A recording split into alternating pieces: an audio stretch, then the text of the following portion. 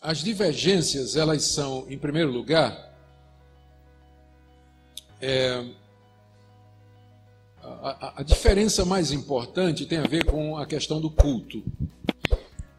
As igrejas pentecostais históricas, como a Assembleia de Deus, por exemplo, elas enfatizam muito a questão do batismo com o Espírito Santo como sendo uma experiência que acontece depois da conversão e que é marcada pelo falar em línguas. Enfatiza muito a batalha espiritual, possessão demoníaca, expulsão de demônios. Dão pouca ênfase à educação formal e teológica dos obreiros.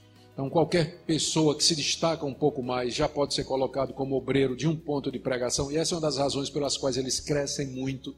Para você ter uma ideia, a Assembleia de Deus ela pode abrir trabalho em qualquer lugar, porque qualquer membro, se ele souber falar bem e for destacado, ele logo é colocado como obreiro e ele já trabalha, tem o seu próprio sustento. Mas numa igreja, por exemplo, como a presbiteriana, para você organizar uma igreja, ela precisa ter um pastor formado e a igreja precisa pagar o salário integral dele. Então, enquanto a Assembleia organiza 50 igrejas, o presbiteriano organiza uma. Então, eles têm esse sistema. Mas, por um lado, uma igreja presbiteriana será mais teologicamente fundamentada, né? Enquanto que a Assembleia, por falta do preparo do obreiro, vai ser menos. Então, tem diferença na liturgia. Tem diferença no sistema de... Estou comparando as pentecostais e as não pentecostais. Tem diferença no sistema de governo. O pastor na igreja, Assembleia, é uma espécie de bispo.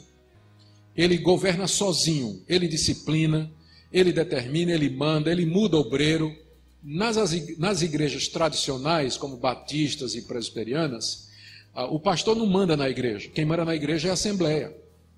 Então a Assembleia é quem exclui membros, quem chama pastor, que bota pastor para fora, que troca pastor, que decide o orçamento da igreja, que diz para onde vai o dinheiro, onde vamos abrir uma igreja, onde não vamos. Na Assembleia quem decide é o pastor, que funciona como uma espécie de bispo. Eles têm muito mais autoridade. O que é ruim, não sei, é bom porque é rápido, não precisa reunir a Assembleia para resolver problema, e quando tem Assembleia tem rolo, tem discussão, tem briga. Na Assembleia não, o pastor resolve, e está resolvido, a palavra dele é lei, é rápido, só que nunca deve ficar na mão de um homem só, porque se esse homem errar, quem é que vai corrigir ele? Né? Então, na igreja batista e na igreja presbiteriana, o sistema é mais devagar, é mais complicado, mas é mais seguro.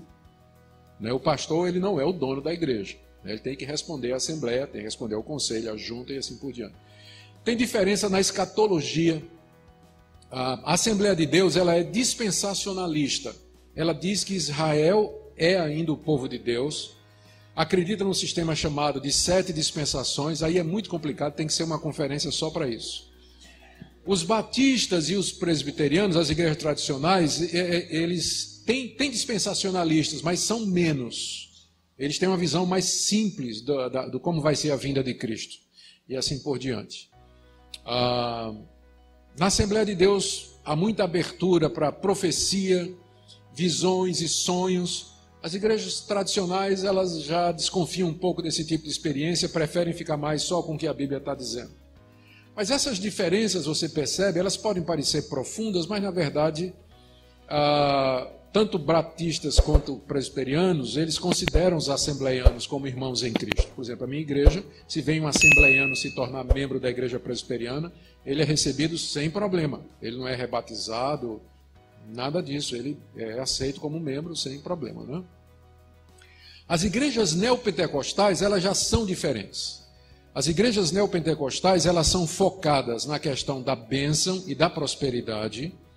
Elas são focadas na oferta de saúde, de avanço financeiro, em troca de o que eles chamam de sacrifícios. Os membros da igreja fazerem determinados sacrifícios, seguirem determinados rituais.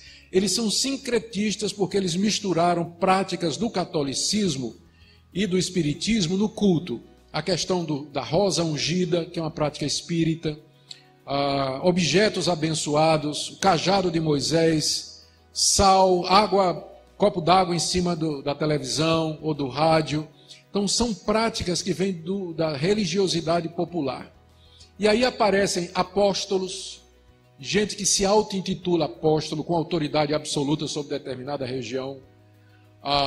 Eles não têm controle da membresia, não têm escola dominical, não têm ensino bíblico, a ênfase é só na bênção, prosperidade e tudo mais. Por isso, as igrejas tradicionais, inclusive a Assembleia de Deus, não os considera como irmãos. A própria Assembleia de Deus é contra essas igrejas, porque acha que elas deturparam o Evangelho. Tá? Então essas seriam rapidamente as diferenças. Tá bom?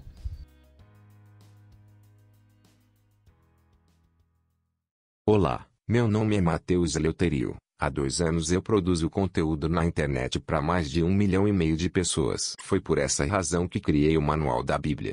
Este é um recurso cuidadosamente elaborado, apresentado em uma linguagem acessível e projetado para ser prático, permitindo que todos aqueles que o adquirirem comecem sua jornada no mesmo dia. Link na descrição do vídeo.